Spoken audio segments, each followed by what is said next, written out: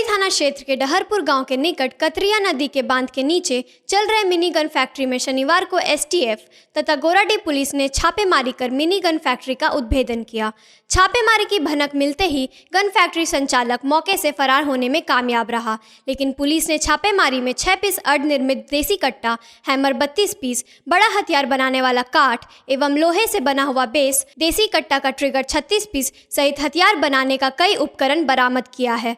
बता दें कि एसटीएफ को गुप्त सूचना मिली थी कि डहरपुर गांव में मिनी गन फैक्ट्री का संचालन किया जा रहा है। सूचना के आधार पर मोबाइल लोकेशन के द्वारा एसटीएफ तथा गोराडीह पुलिस छापेमारी कर गन फैक्ट्री का उद्भेदन तो कर दिया, लेकिन फैक्ट्री संचालक पुलिस के हत्थे नहीं चढ़ा। सूत्रों की माने तो पुलिस को संचालक का पता चल चुका है। संचालक की गिरफ्तारी के लिए पुलिस छापेमारी कर रही है। बताया जा रहा है कि इस फैक्ट्री के संचालन में 5 लोग सम्मिलित हैं।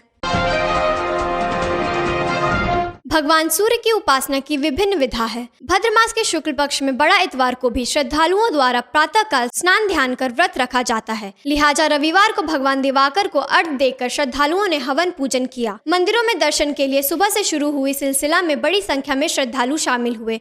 इस अवसर पर भागलपुर के गंगा तट पर श्रद्धालुओं की भीड़ उमड़ी। श्रद्धालुओं ने बड़ी ही श्रद्धा के साथ व्रत रखा व दान पुण्य के साथ मंदिरों में पूजा पाठ की।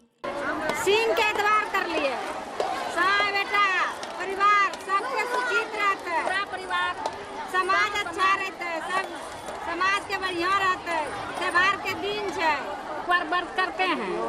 परिवार टोला समाज पड़ोस जितना है परिवार कुल परिवार टोला पड़ोस का सबका सुखी रहना चाहिए, इसीलिए हम लोग त्योहार करते हैं। भागलपुर डीपीएम कार्यालय के समक्ष बिहार राज्य स्वास्थ्य संविदा कर्मी संघ जिला इकाई द्वारा 16 सूत्री मांगों को लेकर अनिश्चितकालीन हड़ताल कर धरना पर बैठ गए।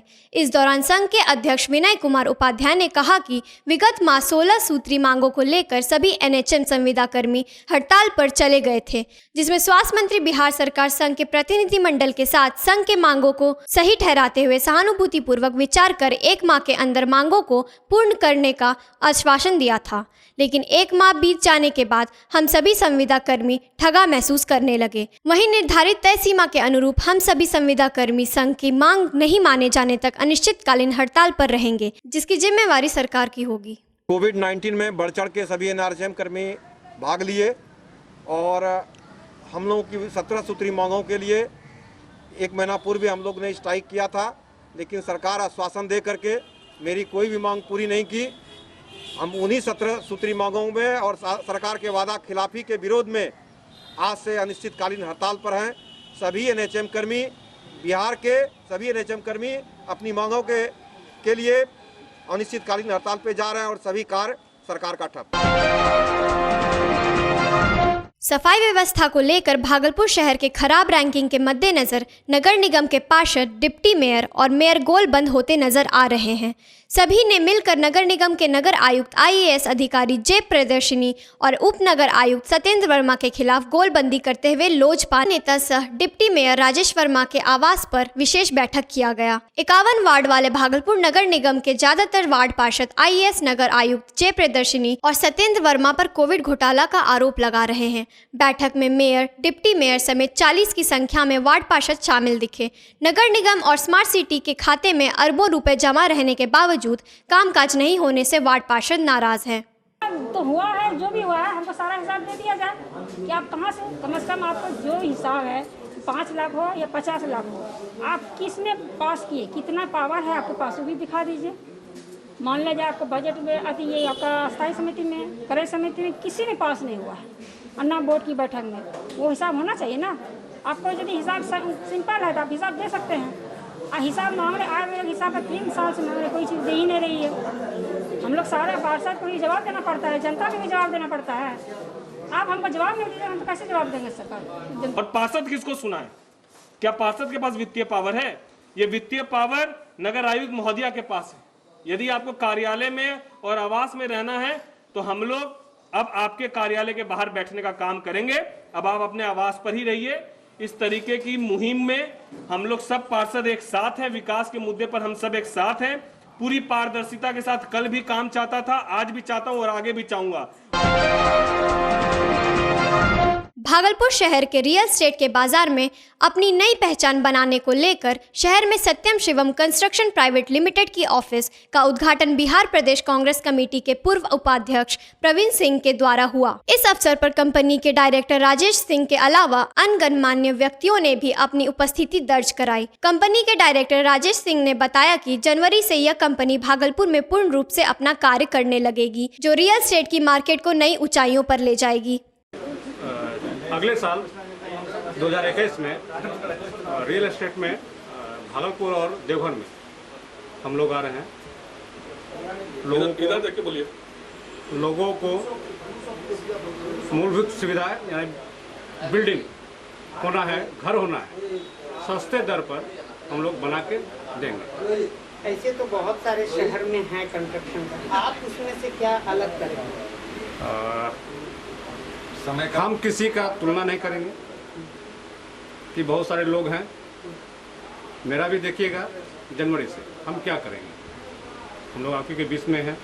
आज 15 साल से संघर्ष करके इस मुकाम पर पहुंचे।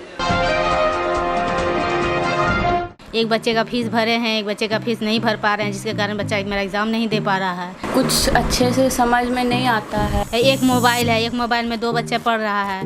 मतलब सर दर्द करने लगता है फ़ोन देखने से। स्कूल का कुछ टाइम टेबल नहीं बना है। कुछ ज़्यादा समझ भी नहीं पाता बच्चे लोग जो है। बहुत आइज में पेन तो बिल्कुल होता ही है और फिर एक तनाव वाला इन्वायरमेंट हो गया है घर पर। बच्चा सब दिन रात टेंशन में रहता है हमेशा कि पढ़ाई नहीं हो रहा है।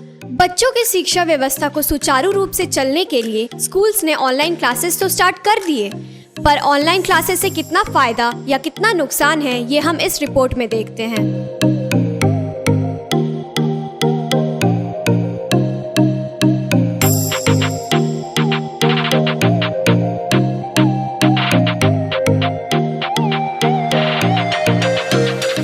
लॉकडाउन में बच्चों की पढ़ाई ना छूटे, जिस कारण से ऑनलाइन क्लासेस स्टार्ट किया गया, पर अगर बात करें बच्चों से तो ऑनलाइन पढ़ाई उनके पल्ले नहीं पड़ रहा है।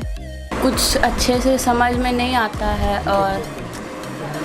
और उसमें टीचर लोग बस सॉल्व कर देते हैं क्वेश्चन सारा, और बहुत नेट भी लगता है उसमें। स्कूल का कुछ टाइम टेबल नहीं बना है।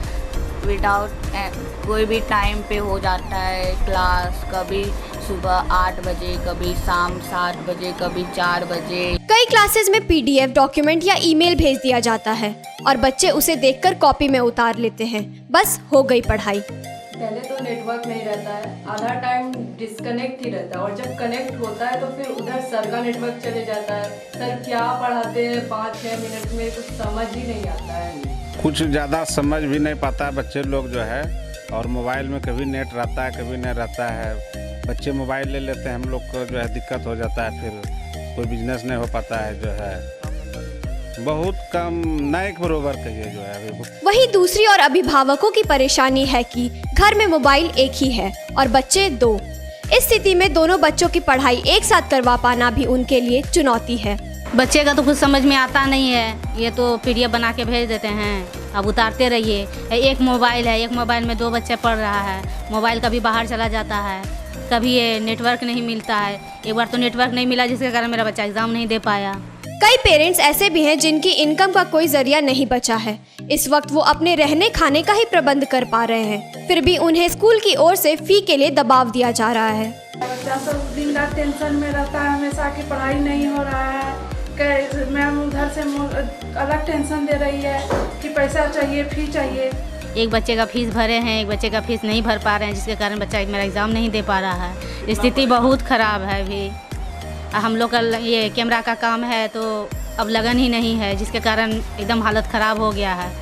सबसे अहम और ज़रूरी बात यह है कि इस ऑनलाइन पढ़ाई के चक्कर में बच्चों को आँखों की बीमारी, सर दर्द जैसे शिकायत भी देखने को मिल रही है।